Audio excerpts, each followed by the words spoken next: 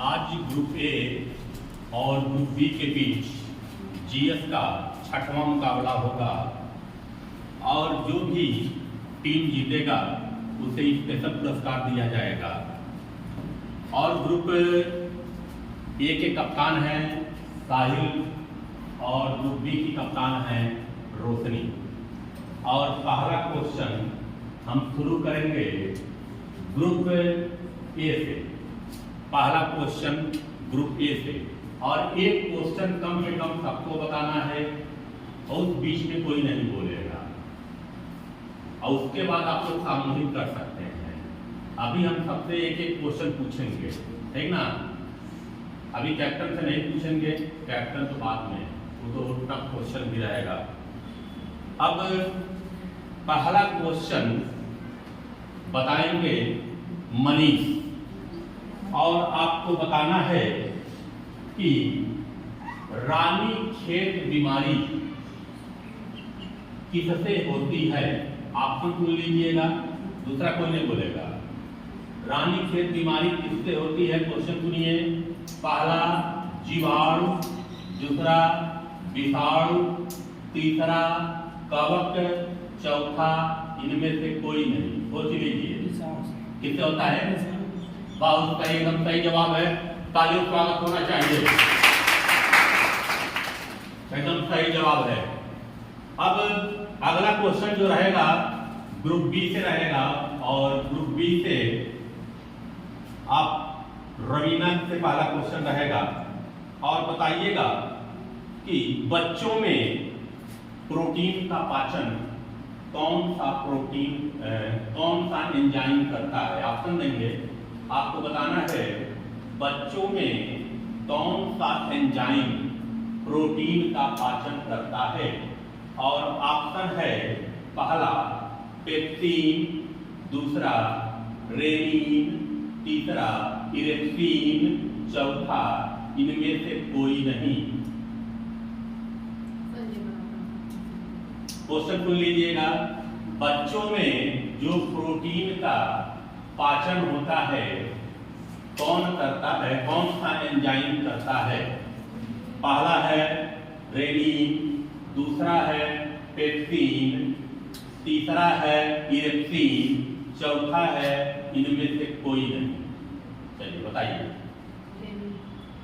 बहुत सही जवाब, तालियों का स्वागत होना चाहिए, एकदम सही जवाब है। अब इधर से क्वेश्चन रहेगा ग्रुप ए से। आपको बताना है कि पित्त का कार्य क्या है। पित्त का कार्य क्या है, ठीक ना। और पहला ऑप्शन है प्रोटीन का पाचन करना, दूसरा है वसा का पाचन करना, तीसरा है वसा का पायसीकरण करना, चौथा है इनमें से कोई नहीं। सोच लीजिए, ये और बोले नहीं, बताइए। प्रोटीन का पाचन। और गलत जवाब। और ग्रुप बी एक पॉइंट से बढ़त बना ली है, ठीक ना। भाई ये बताए थे कि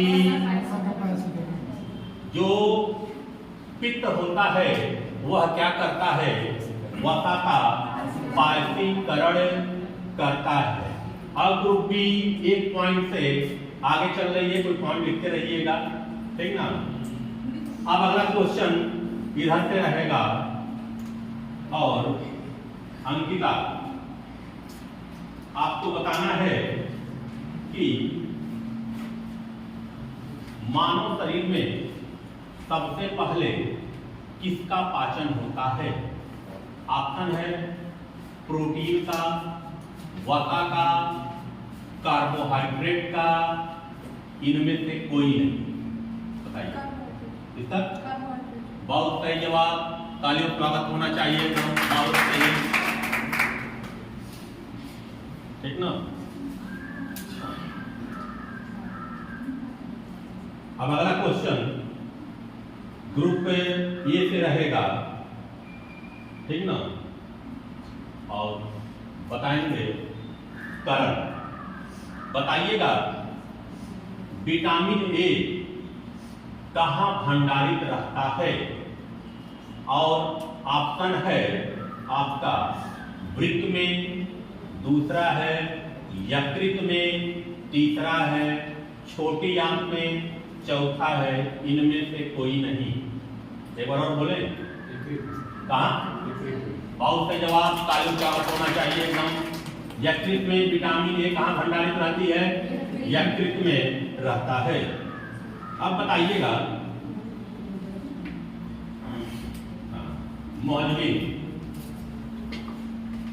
विटामिन ई का रासायनिक नाम क्या है? ऑप्शन है कैल्सीफेरॉल, रेटिनॉल, टोकोफेरॉल, इनमें से कोई नहीं।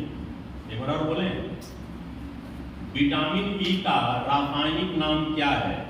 कैल्सीफेरॉल, अपने में नहीं पूछना है ये वाला क्वेश्चन। कैल्सीफेरॉल, रेटिनॉल, टोकोफेरॉल, इनमें से कोई नहीं। बताइए। नहीं, गलत जवाब है। और विटामिन ई का रासायनिक नाम क्या है? टोकोफेरॉल। और दोनों टीम अब बराबरी पे आ गई है, ठीक ना? अब क्वेश्चन रहेगा,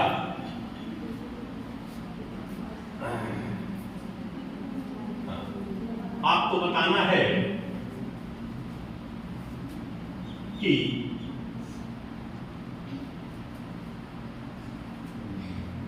शरीर में ऊर्जा किस रूप में भंडारित होती है?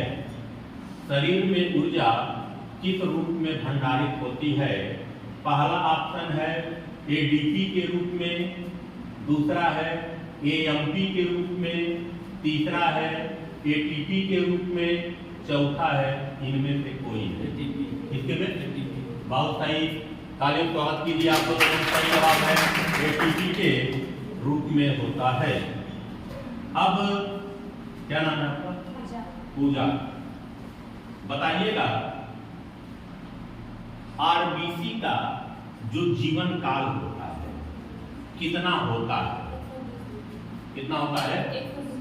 बहुत सही जवाब है, तालियों स्वागत करिए। 120 दिन बिना ऑप्शन का। अब अगला क्वेश्चन नीलम से रहेगा और बताइएगा शकरकंद का कौन सा भाग हम खाते हैं, या शकरकंद क्या है? ऑप्शन है तना है, दूसरा जड़ है, तीसरा पत्ती है, चौथा इनमें से कोई नहीं। क्या है? बहुत सही जवाब, तालियों स्वागत कीजिए। एकदम सही जवाब है, जड़ है शकरकंद। अब अगला क्वेश्चन जो रहेगा, ठीक ना,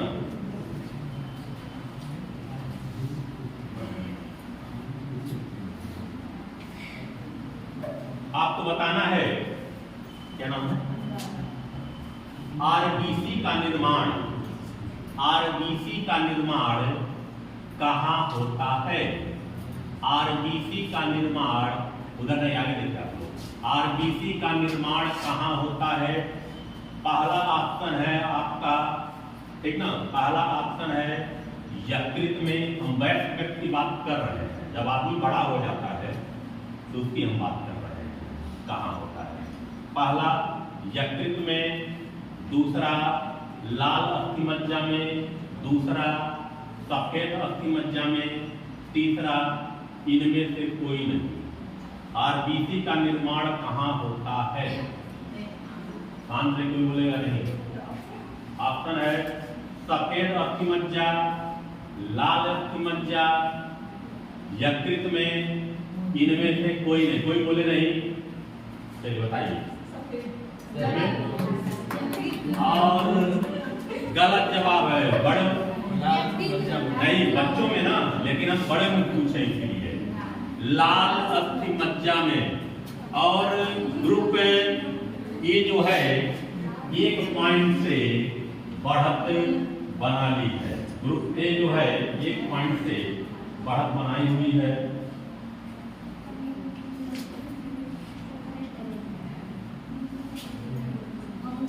चलिए अब दुर्गा, बताइएगा कि खसरा रोग जो होता है, खसरा रोग किससे होता है? किससे होता है? बहुत का जवाब ताली कीजिए। ठीक ना? अब इधर एलिसा टेस्ट होता है, ठीक ना?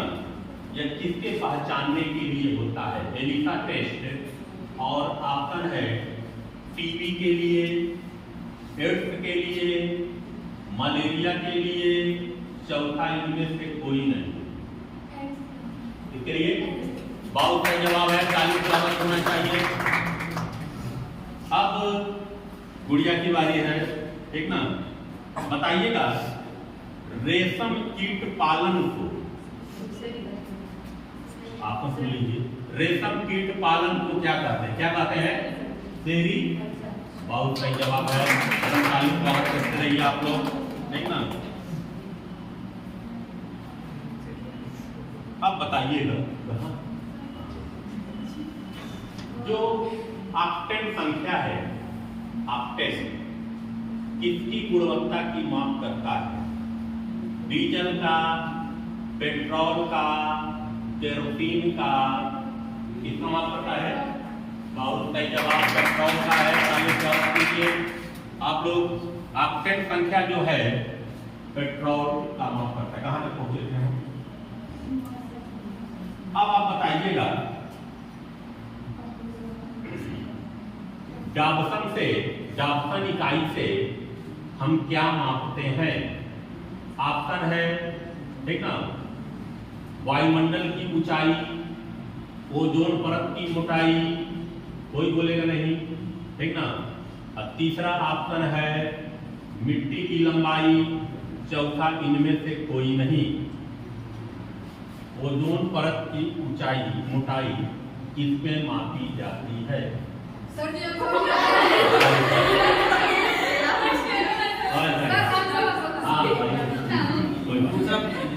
नहीं सिर्फ रखो। चलिए अगला क्वेश्चन। हाँ मिस्टेक हो गया। हंक ने क्या नाम दिया था? ऑप्शन है प्रोटीन, दूसरा है विटामिन, तीसरा है वसा। क्या नाम दिया था हंक ने? बहुत सही जवाब है, हंक ने विटामिन नाम दिया। तालियों से स्वागत कीजिए आप लोग। अब इधर हो गया है। हाँ, अब बताइएगा क्रिया सीटेन संख्या किसका मापक? डीजल। किसका? बहुत सही जवाब है, तालियों से स्वागत करिए आप लोग। अब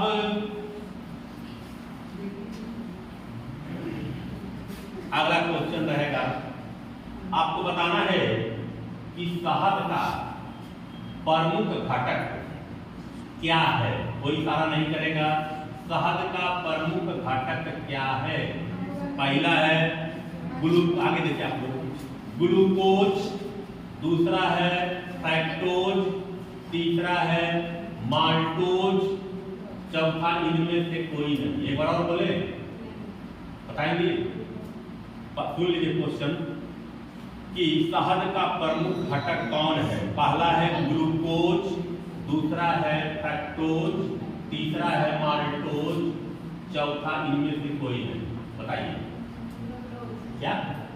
बहुत सही जवाब है, तालियों का आवाज होना चाहिए। फ्रैक्टोज है, ठीक ना? ग्लूकोज बोली है। फ्रैक्टोज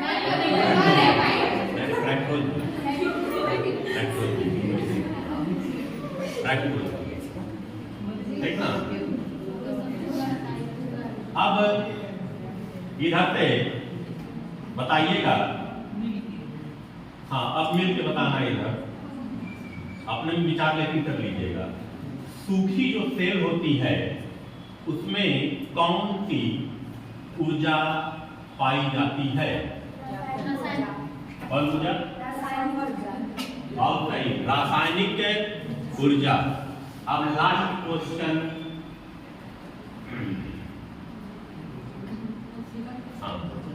बताइएगा कि मनुष्य के शरीर में किस अंग में कार्बोहाइड्रेट, वसा, प्रोटीन तीनों का पाचन होता है? किसमें? और करिएगा प्रोटीन में, ठीक ना। अब एक एक क्वेश्चन हो गया है, अब आप लोग अपने में विचार कर सकते हैं, लेकिन अगर एक भी आंसर गलत आया तो 1 पॉइंट माइनस। हाँ, विचार करते समय हबड़ी से कोई नहीं बोलेगा, विचार करके बोलना है आपको। आप कुछ भी हम क्वेश्चन पूछ सकते हैं, ठीक ना। अभी वाला मैं रख रहा हूँ, ठीक ना। अब कुछ भी क्वेश्चन पूछ सकता हूँ, क्योंकि और कौन टीम आगे चल रही है? कोई आगे बराबर है? ग्रुप ए 1 पॉइंट से बढ़त बनाए हुए हैं। अब आइएगा, बताइएगा किधर हो गया, किधर हो गया था?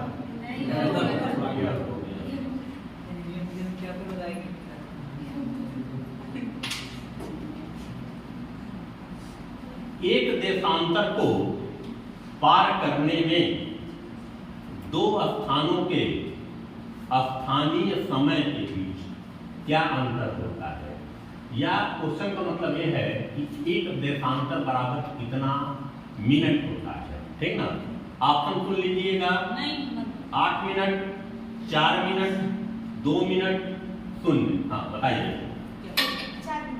बहुत सही जवाब है, तालियों से करिए आप लोग। 4 मिनट, ठीक ना। अब ग्रुप ए से क्वेश्चन रहेगा, और ग्रुप ए से जो क्वेश्चन है बताइएगा, जो पूर्ण सूर्य ग्रहण होता है, ठीक ना।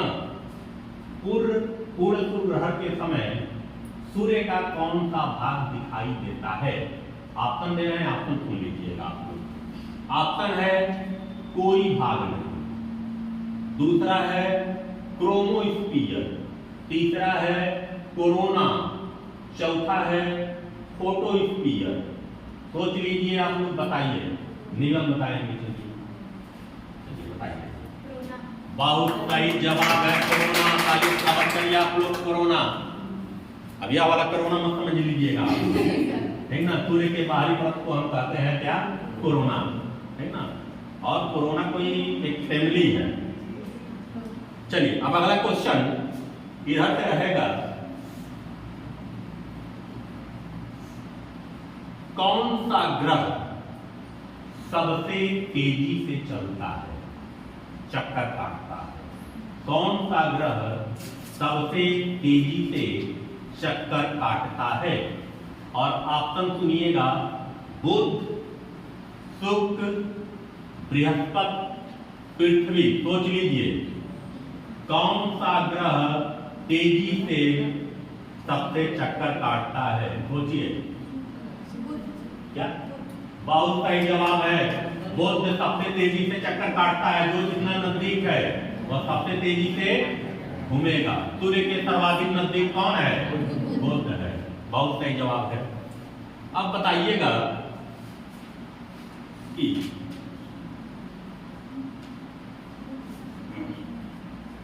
पृथ्वी सूर्य से तीसरा ग्रह है, ठीक ना।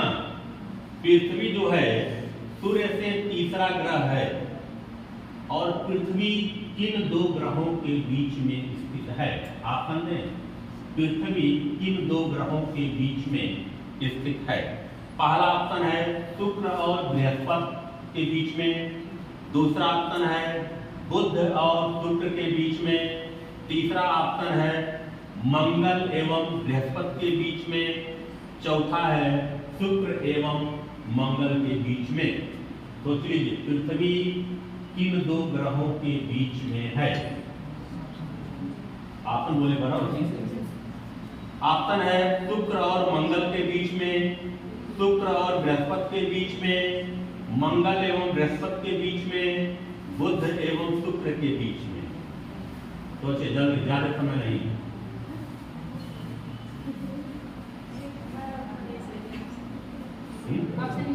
ऑप्शन एक बार और चलिए, एक बार बोल दे रहे हैं।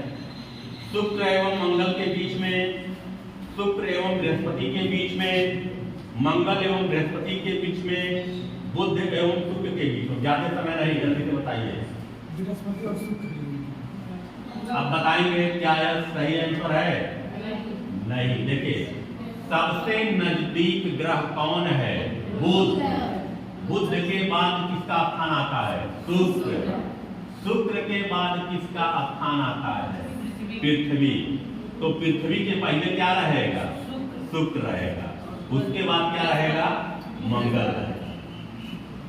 ठीक ना? शुक्र और मंगल के बीच में, शुक्र और मंगल के बीच में पृथ्वी स्थित है। क्रम देख लीजिए। सूर्य के सबसे नजदीक क्या है आपका? बुध है। ठीक ना? बुध है। उसके बाद क्या है? शुक्र है।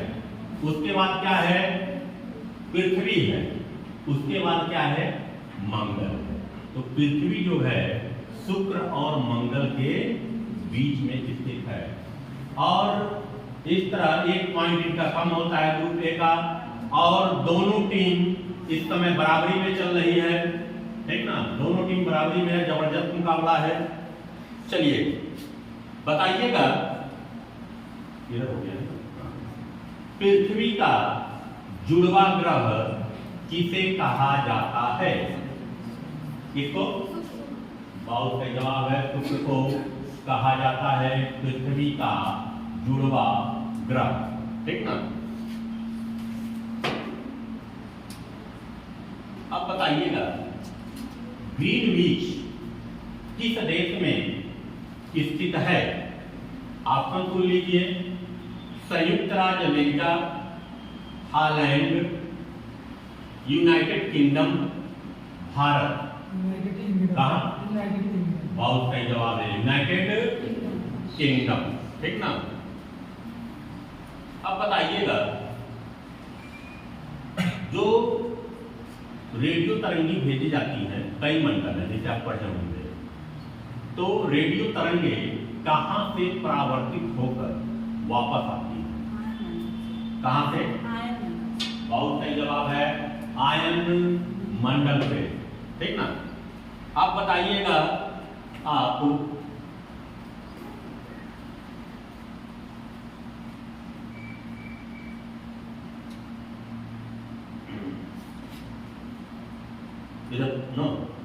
किन दो तिथियों पर दिन और रात बराबर होते हैं?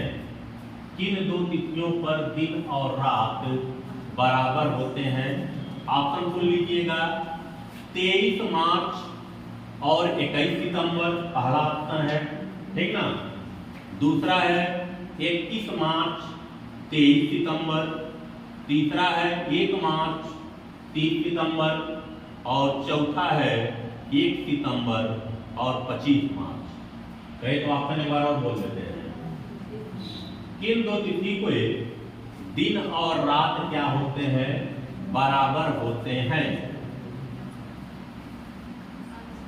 ऑप्शन बोले, एक बार फिर बोलेंगे। ठीक ना? पहला ऑप्शन सुनिएगा, 23 मार्च और 21 सितंबर। दूसरा है 21 मार्च और 23 सितंबर। तीसरा है 1 मार्च और 30 सितंबर।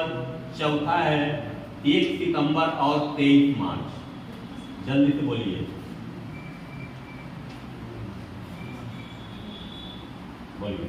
21 मार्च 23 सितंबर। और बहुत सही जवाब है, तालियों का होना चाहिए। 23 सितंबर को दिन और रात क्या होते हैं? बराबर होते हैं। दमदार क्वेश्चन पे तालियां बजनी चाहिए। ठीक ना? अब बताइएगा, शनि के जो वलय होता है, रिंग होता है। हाँ, ये एक क्वेश्चन ऐसा है, इस पे आप 2 ऑप्शन मांग सकते हैं। आप ये क्वेश्चन पे जो टफ रहेगा 2 ऑप्शन मांग सकते हैं। ठीक ना? शनि के रिंग या वलय की खोज किसने किया था? ऑप्शन सुनिएगा। केपलर ने, कॉपरनिकस ने, गैलीलियो ने, न्यूटन ने। 2 ऑप्शन चाहिए तो 2 ऑप्शन मांग सकते हैं। एक क्वेश्चन पे छूट रहेगा। 2 ऑप्शन। पहला ऑप्शन है केपलर, दूसरा है गैलीलियो। क्या है? और यह सही जवाब है। तालियों स्वागत करिए। गैलीलियो, शनि के रिंग की खोज किसने किया था? गैलीलियो ने किया था। एक टफ क्वेश्चन पे आप लोग भी मान सकते हैं तो आप, ठीक ना। आप बताइएगा जो पुच्छल तारा होता है किसका परिक्रमा करता है? आप एक क्वेश्चन पे कभी किसी क्वेश्चन पे पुच्छल तारा किसकी परिक्रमा करता है? ऑप्शन है चंद्रमा का, पृथ्वी का, सूर्य का, उपग्रह का। पुच्छल तारा किसकी परिक्रमा करता है? चंद्रमा का। अच्छा, दो ऑप्शन इसी में। अच्छा, तो ले लीजिएगा सूर्य का, उपग्रह का। और यह क्वेश्चन क्या है? सही हो सकता है कि गलत? बताइए। एक ग्रुप वाले बताएं क्या हो सकता है? पहले ग्रह का चक्कर क्यों काटेगा? ग्रह खुद दूसरे का चक्कर काटता है। जो पुच्छल तारा है वह सूर्य का चक्कर काटता है, ठीक ना। और इस तरह समझ लो, बहुत समझ लो। और इस तरह ग्रुप बी एक पॉइंट से आगे ना, ग्रुप बी एक पॉइंट से आगे चल रही है।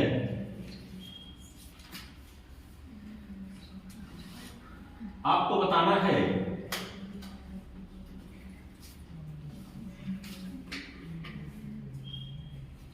कौन सा ग्रह जल में तैरता हुआ प्रतीत होता है? कौन सा ग्रह जल में तैरता हुआ प्रतीत होता है? ऑप्शन है बुध, दूसरा है बृहस्पति, तीसरा है शुक्र, चौथा है शनि। कौन सा ग्रह? शनि। और यह एकदम सही जवाब है, ठीक ना। तालियों को स्वागत होना चाहिए, अच्छा क्वेश्चन था, ठीक ना।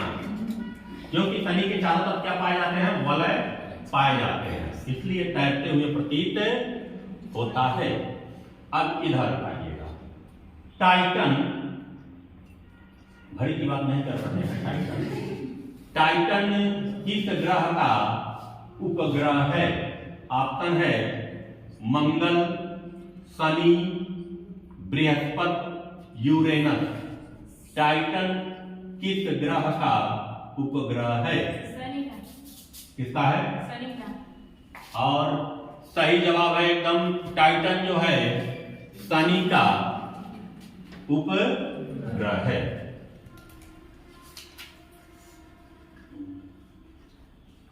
अब बताइएगा आप लोग इधर डोलड्रम क्या है? ऑप्शन सुनिएगा, अच्छा क्वेश्चन है, ठीक ना। निम्न दाब की मेखला है, दूसरा उच्च दाब की मेखला है, विषुवत रेखा के दोनों तरफ 10 अक्षांश तक होता है, इनमें से कोई नहीं। 10 अक्षांश। बहुत सही, एकदम बहुत सही जवाब है। और तालियों स्वागत करिए, एकदम दमदार सवाल था, ठीक ना। डोलड्रम जो क्षेत्र होता है निम्न दाब का क्षेत्र होता है और विषुवत रेखा के दोनों तरफ स्थित होता है, ठीक ना।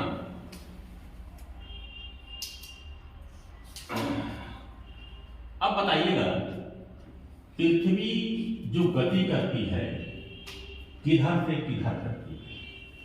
और ऑप्शन सुनिएगा आप, पश्चिम से पूरब, दूसरा है पूरब से पश्चिम, तीसरा है उत्तर से दक्षिण, चौथा है दक्षिण से उत्तर।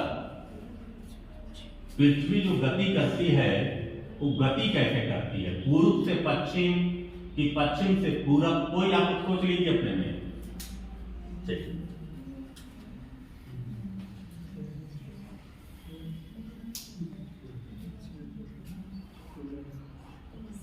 सोच लीजिए, पीछे तो विचार बना लीजिए। चलिए दो ऑप्शन, चलिए क्वेश्चन आप लोग को भी दे देंगे दो ऑप्शन। हाँ, दो ऑप्शन दे रहे हैं, ध्यान से देखिएगा। दो ऑप्शन है पूरब से पश्चिम और दूसरा है पश्चिम से पूरब। दो ऑप्शन है, पूरब से पश्चिम और पश्चिम से पूरब। चलिए बताइए। पूरब से पश्चिम। और यह सवाल गलत है, ठीक ना। पृथ्वी जो चक्कर लगाती है पश्चिम से पूरब की तरफ चक्कर, ये बहुत सिंपल क्वेश्चन है ना। और हमको लगता है कुछ लड़कियों को पता था, लेकिन बोले नहीं। कॉन्फिडेंस बोलो, डरो नहीं, कॉन्फिडेंस रखना चाहिए। नहीं तो अपने में समझ लो जो क्वेश्चन है इतना, तो अभी तो छूट है ना, है ना।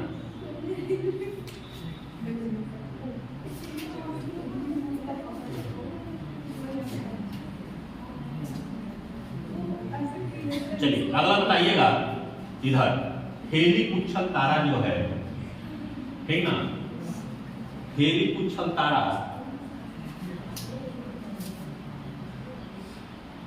पुनः कब दिखाई देगा?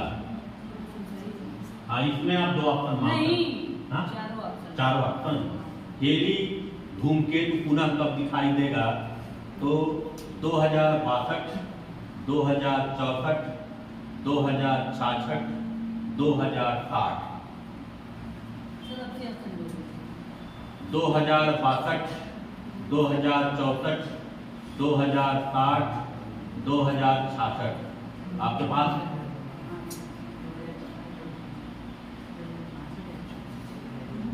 दो ऑप्शन आप ले सकते हैं। नहीं, दमदार क्वेश्चन है, बताएंगे उसी तरह। 2062। और यह एकदम सही जवाब है। ताली का बात करिए, बहुत दमदार क्वेश्चन था। 2062, ठीक ना। अब अगला क्वेश्चन रहेगा ग्रुप ए से। बताइएगा, अफ्रीका देश घाना है और घाना का पुराना नाम क्या है? ऑप्शन है आपका अबिसिनिया, कांगो, गोल्ड कोस्ट, टैंगनिका।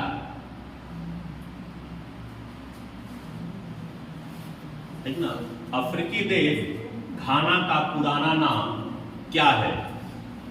और ऑप्शन है अबिसिनिया, कांगो, गोल्ड कोस्ट, टैंगनिका। सोच लीजिए अपने में। क्वेश्चन बहुत सिंपल है, उसको हम लिखाए भी हैं।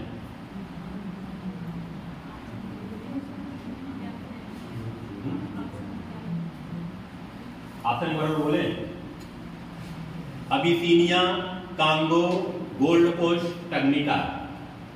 सोच लीजिए, जल्दी ज्यादा समय नहीं। चलिए कैट करना, बोलिए। और यह जवाब क्या कोई नंबर नहीं कटेगा? बता सकते हैं सही है क्या है? Gold Coast. ये कई बार क्वेश्चन लिखाया गया है। और ग्रुप बी कितने पॉइंट से आगे चल रही है? 2 पॉइंट से आगे चल रही है।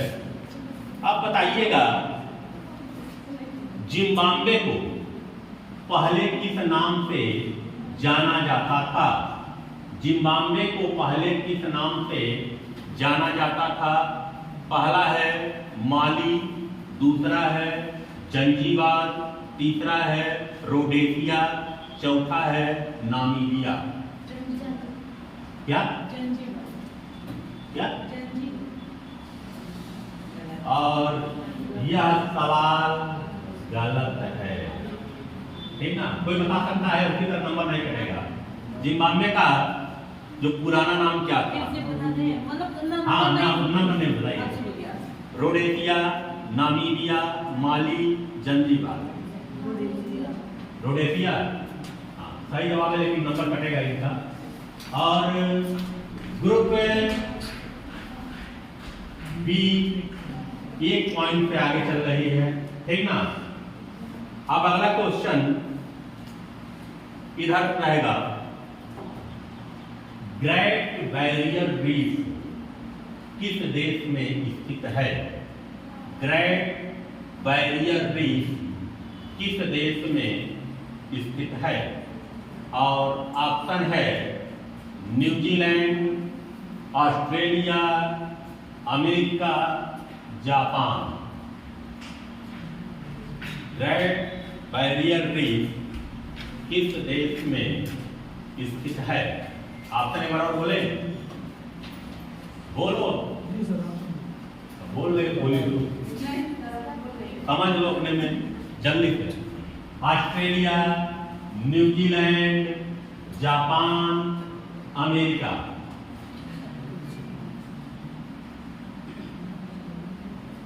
ग्रेट बैरियर रीफ किस देश में स्थित है? यह भी क्वेश्चन कई बार हम बताए हुए हैं, है ना? सोच लीजिए, पीछे भी पूछ लीजिए।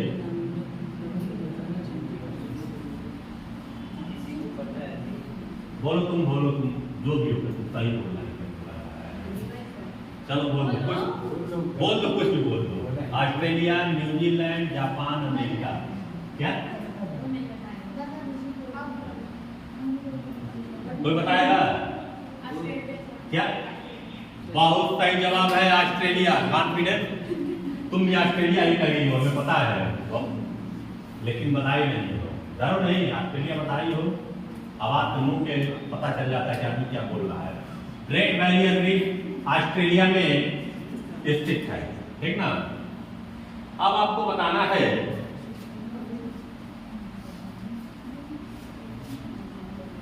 ओटावा किस देश की राजधानी है?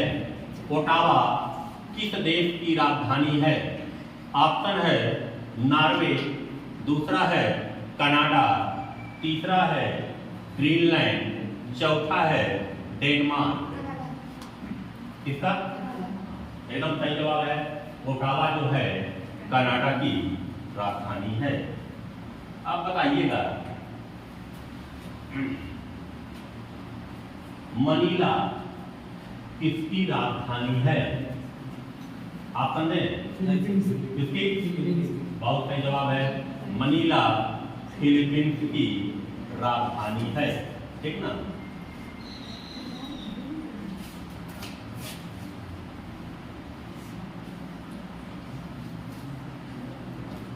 अब बताइएगा इधर ना, टमाटर में लाल रंग का कारण क्या है? क्या है? सही, लाइकोपीन सही है, एकदम जवाब सही है, ठीक ना? कॉन्फिडेंस है, सही है, सही है, ठीक ना? अब इधर बताइएगा पपीते में पीले रंग का कारण क्या है? ऑप्शन दे देंगे, ठीक ना? तो पहला है एंथोसाइनिन, दूसरा है कैरिकाजेंथिन, तीसरा है कैरोटीन, चौथा है लाइकोपीन। ऑप्शन एक बार और बोले क्या? पपीते में पीले रंग का कारण क्या है? ऑप्शन सुनिएगा, कैरिकाजेंथिन, लाइकोपीन, एंथोसाइनिन, कैरोटीन। क्या? कैरिका? बहुत सही जवाब है, तालियों का आवाज करिए आप लोग। अंदाज क्वेश्चन था कैरिका जेंथिन। कॉन्फिडेंस मत खोइए, आपको बताइए। चलिए बताइएगा आधारक क्या है? इधर पहला ऑप्शन तना है, दूसरा जड़ है, तीसरा पत्ती है, चौथा इनमें से कोई नहीं। क्या है? बहुत सही, एकदम सही जवाब है तना। अब बताइएगा विकासवाद का सिद्धांत किसने प्रतिपादित किया? ऑप्शन सुनिएगा, लैमार्क, क्या? बहुत सही, डार्विन। अब बताइएगा इधर कुनैन किससे प्राप्त होता है? तिलकोना की। बहुत सही जवाब है। और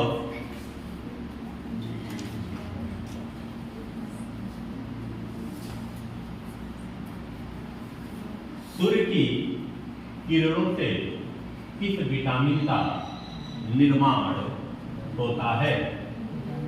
किसका? विटामिन बहुत सही जवाब है विटामिन डी। ठीक ना।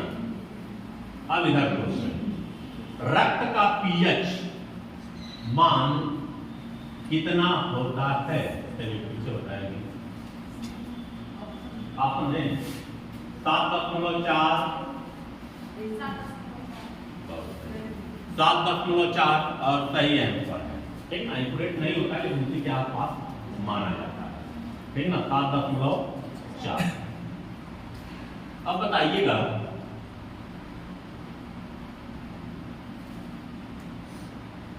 मनुष्य के शरीर में पसलियों के कितने जोड़े होते हैं? इधर नहीं बताना, इधर बताना है। आपने 12, 24, 36, इनमें से कोई नहीं। कितने होते हैं? बहुत सही, एकदम सही जवाब है। ठीक ना, 12 जोड़ी होते हैं। अब इधर बताइएगा आरएच कारक जो है किससे संबंधित है? ऑप्शन है चूहा से, कुत्ता से, बंदर से, बिल्ली से। किससे? बहुत सही जवाब है। आरएच कारक जो है बंदर से संबंधित है। ठीक ना।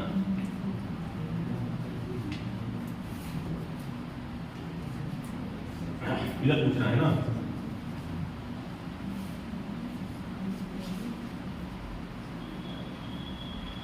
ग्रेट बैरियर रीफ किस महासागर में स्थित है?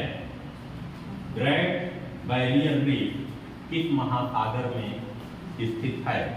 और ऑप्शन है हिंद महासागर, अंटार्कटिक महासागर, आर्कटिक महासागर, प्रशांत महासागर। सोच लीजिए जल्दी से, इधर बताना है, इधर नहीं। ग्रेट बैरियर रीफ, दो ऑप्शन चाहिए तो बोल दीजिएगा। अच्छा, ऑप्शन है प्रशांत महासागर, हिंद महासागर, आर्कटिक महासागर, अंटार्कटिक महासागर। ग्रेट भी कहाँ? बहुत सही जवाब है। तालीम स्वागत करिए। प्रशांत महासागर। ठीक ना। देखो कॉन्फिडेंस बना के बोलो, कोई ग्रुप नहीं हारेगा, डरो नहीं। अब अगला क्वेश्चन बहुत दमदार क्वेश्चन है। अगर इस पे आप चाहेंगे, अभी 2 ऑप्शन नहीं दिए हैं, 2 ऑप्शन ले सकते हैं। सारगैसो, ठीक ना, स्थित है, ऑप्शन से बताना है। उत्तरी अटलांटिक महासागर में, दक्षिणी अटलांटिक महासागर में, दक्षिणी प्रशांत महासागर में, उत्तरी प्रशांत महासागर में सारगैसो कहाँ अवस्थित है? ऑप्शन चाहिए तो 2 ले सकते हैं। नहीं ऑप्शन फिर से रिपीट। सारगैसो अवस्थित है उत्तरी अटलांटिक महासागर में, दक्षिणी अटलांटिक महासागर में, दक्षिणी प्रशांत महासागर में, उत्तर प्रशांत महासागर में। दक्षिणी अटलांटिक महासागर। क्या? दक्षिणी अटलांटिक महासागर। और यह आपका जवाब गलत है। नहीं, सही है। अटलांटिक महासागर को सब रखते हैं, लेकिन उत्तरी अटलांटिक महासागर में। ठीक ना, बराबर में हुआ है कि दोनों टीम बराबरी पे चल रही है। समय जरा देख लीजिए कितना हुआ है वहां। दोनों टीम बराबरी पे है। अभी 44 मिनट 44 मिनट है। चलिए चल लेते हैं। जरा एक मिनट पानी पी लेंगे।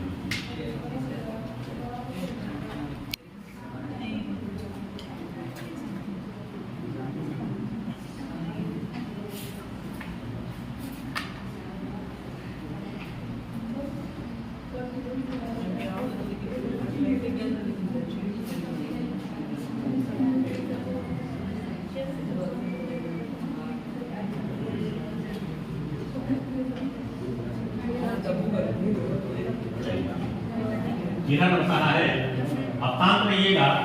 बताइएगा किसी राज्य में विधानसभा में कम से कम कितने सदस्य हो सकते हैं, अपवाद को छोड़कर? किसी राज्य की विधानसभा में किसी राज्य की विधानसभा में कम से कम कितने सदस्य हो सकते हैं? ऑप्शन सुन लीजिएगा। और आपका ऑप्शन है 60, दूसरा है 70, तीसरा है 80, चौथा है 500। किसी राज्य की विधानसभा में कम से कम कितने सदस्य हो सकते हैं, अपवाद को छोड़कर? जहाँ पे जनसंख्या बहुत कम है, वहाँ 60 भी नहीं है, लेकिन 60 माना गया है। इस विधानसभा में कम से कम कितना होना चाहिए? अब ये आंसर ही नहीं होता तो आप आंसर बता दिए। चलिए दोबारा नेक्स्ट चीज काफी हाँ हो जाता है कभी कभी। चलिए आंसर खुद हम बता दिए हैं, देखना। अब अगला क्वेश्चन बताइएगा, इधर से ही आंसर बता दिए हैं। अगला क्वेश्चन बताइएगा कि राज्य विधानसभा में सदस्यों की अधिकतम संख्या कितनी हो सकती है? ऑप्शन है आपका 205, 403, 500, 450। सोच लीजिए। अरे क्वेश्चन बताया नहीं है, कितना होगा? बहुत सही जवाब है 500। अधिकतम देखिए 500 हो सकते हैं और न्यूनतम कितने? 60 हो सकते हैं। लेकिन कई राज्य ऐसे हैं जहां पे जनसंख्या कम है तो वहां पे छूट दिया गया है, ठीक ना। अब अगला क्वेश्चन इधर से आएगा। विधान परिषद का सदस्य बनने के लिए, विधान परिषद का सदस्य बनने के लिए न्यूनतम आयु कितनी होती है? ऑप्शन है 18 वर्ष, 20 वर्ष, 25 वर्ष, 30 वर्ष। विधान परिषद का 25 वर्ष। किसका? 25 वर्ष। और यह जवाब गलत है। विधान परिषद का पूछे हैं 30 वर्ष। और ग्रुप में एक पॉइंट से आगे, ठीक ना।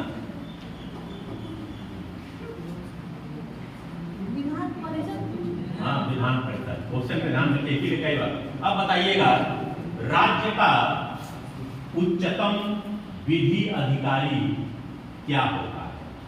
राज्य का उच्चतम ऑप्शन से बताना है। अब कोई उसका हिंदी नहीं पूछेगा क्योंकि सवाल में आजकल हिंदी नहीं अंग्रेजी दे रहा है।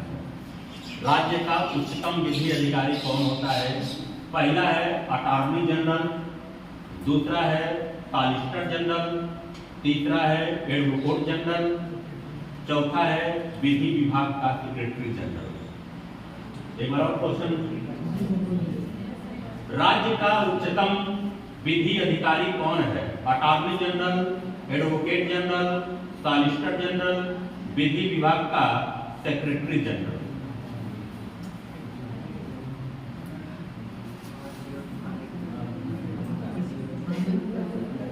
तो हिंदी में सब पता देता है, ऑप्शन से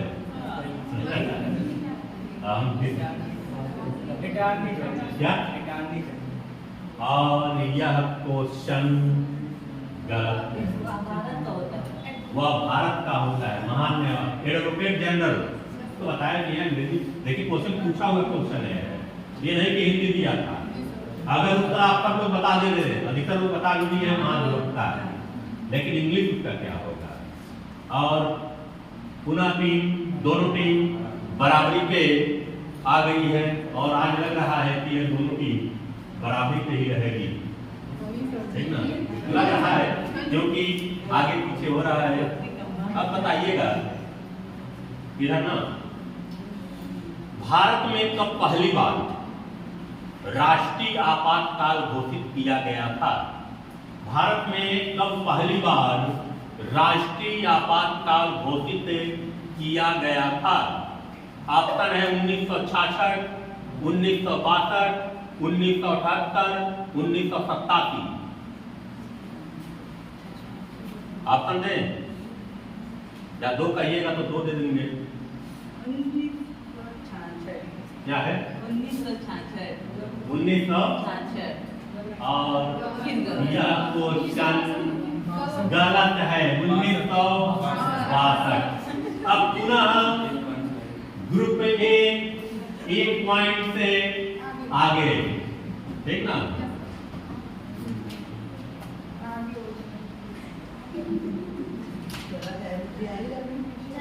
अब बताइएगा इधर ग्रुप बी सामाजिक सुरक्षा एवं सामाजिक बीमा किस सूची में शामिल है। सामाजिक सुरक्षा और सामाजिक बीमा किस सूची में शामिल है। और आपका ऑप्शन है राज्य सूची, समवर्ती सूची, अवशिष्ट विषय, संघीय सूची।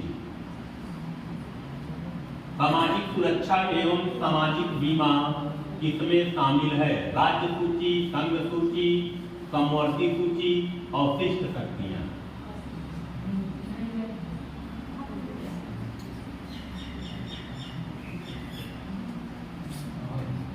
समवर्ती सूची।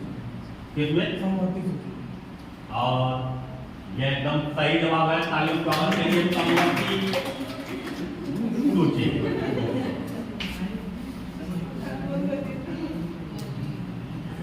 अब बताइएगा, आपको बताना है रेलवे पुलिस नहीं पूछ रहे हैं, रेलवे विभाग पूछ रहे हैं। रेलवे किस सूची के अंतर्गत आता है। रेलवे ऑप्शन है संघ सूची, समवर्ती सूची, राज्य सूची, इनमें से कोई नहीं।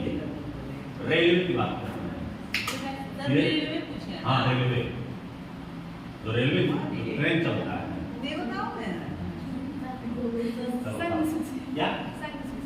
और यह जवाब एकदम सही है, रेलवे केंद्र सरकार का है, ठीक ना। अब आइएगा ग्रुप ए संविधान में संघ की राजभाषा के रूप में हिंदी को कब मान्यता मिली। क्वेश्चन वर्ड सुनिएगा, संविधान में संघ की राजभाषा के रूप में हिंदी को कब मान्यता मिली।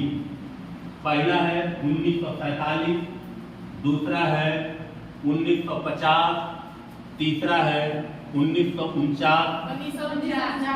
तब बहुत सही जवाब है। ताली स्वागत कीजिए आप लोग, एकदम सही जवाब है।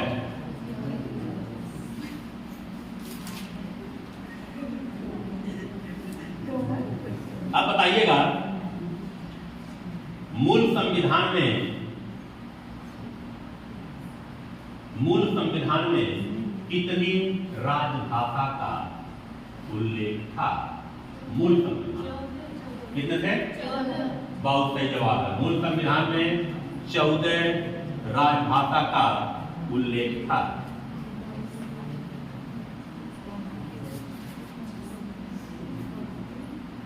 चलिए इधर बताइएगा, भारत के मानचेस्टर के रूप में कौन सा नगर जाना जाता है। भारत के मानचेस्टर के रूप में कौन सा नगर जाना जाता है।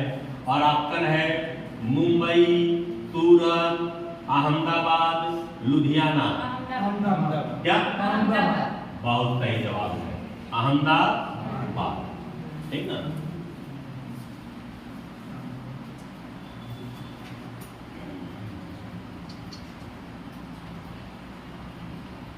अब बताइएगा सतपुड़ा पर्वत कहाँ है।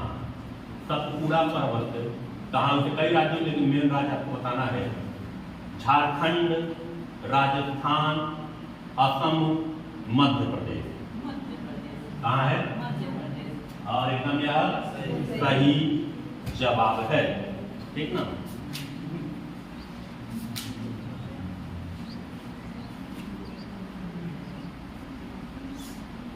अब बताइएगा राष्ट्रीय आहार संस्थान कहाँ स्थित है? ऑप्शन है चेन्नई में, हैदराबाद में, कहाँ? बहुत सही, एकदम सही जवाब है हैदराबाद। आगे स्वागत करिए आप लोग, हैदराबाद में है। अब बताइएगा इधर, केंद्रीय चावल अनुसंधान संस्थान कहाँ स्थित है? कोलकाता में, बंगलौर में, कटक में, हैदराबाद में, कहाँ? और एकदम सही जवाब है।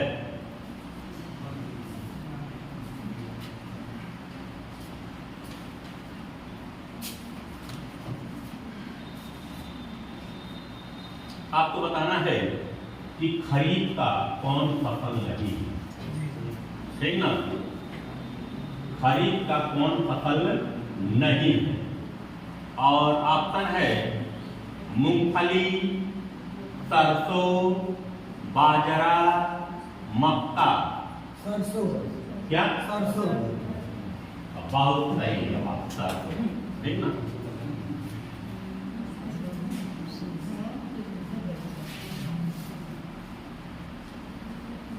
अब बताइएगा कौन सा एकमात्र तारा है? ऑप्शन है चंद्रमा, पृथ्वी, शुक्र, सूर्य। क्या? बहुत सही जवाब है।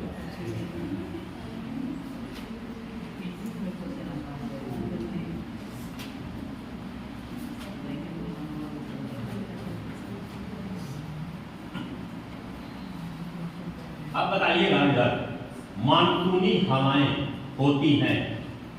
पहला ऑप्शन है आपका अस्थायी पवन, मौसमी पवन, स्थानीय पवन, इनमें से कोई नहीं। मानसूनी हवाएं होती हैं, अस्थायी पवन, मौसमी पवन, स्थानीय पवन, इनमें से कोई नहीं।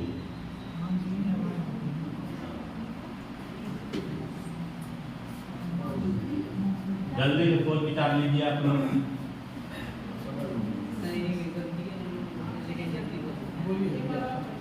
ऑप्शन है बराबर, और ऑप्शन है आपका अस्थायी पवन, मौसमी पवन, स्थानीय पवन, इनमें से कोई नहीं। नहीं तो आ गया।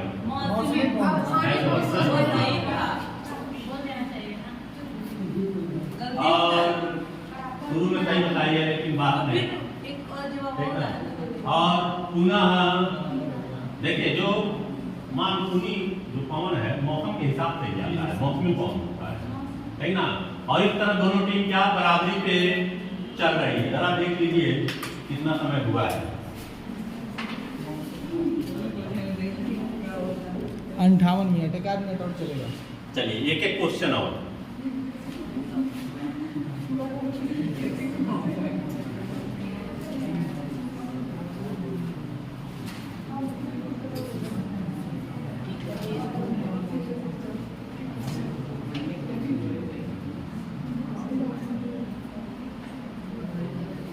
किधर होगा? चलिए एक एक क्वेश्चन और फैसला होगा। किस अनुच्छेद के तहत संविधान में संशोधन किया जाता है? चलिए भाई, तो पहला है 268, दूसरा है 368, 368, ठीक ना? बराबरी में टीम ना। हाँ। इधर फतेहपुर सिकरी का बुलंद दरवाजा किसने बनवाया? ऑप्शन है औरंगजेब, शाहजहां, अकबर, जहांगीर। किसने बनवाया? अकबर।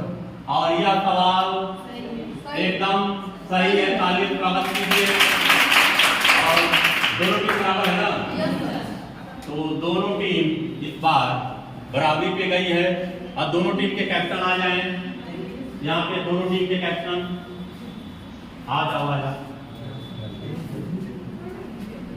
तालियों का स्वागत करिए आप लोग।